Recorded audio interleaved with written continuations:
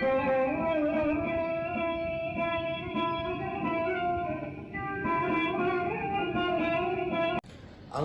மாஞாலத்தரசர் அபிமான பங்கமாய் வந்து நின் பள்ளிக்கட்டில் கீழே சங்கம் இருப்பார் போல் வந்து தலை பெய்தோம்.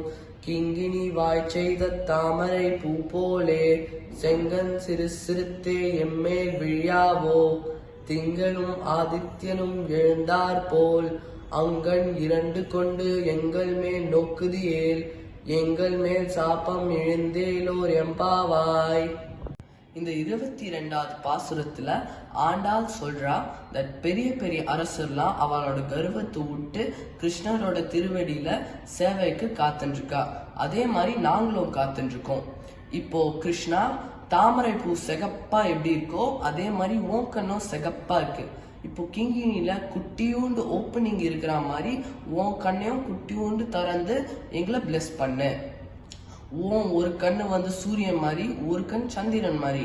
இப்போ சூரியனோட உஷ்டத்து வந்து பாவங்களும் கஷ்டங்களும் அழிச்சிடணும்.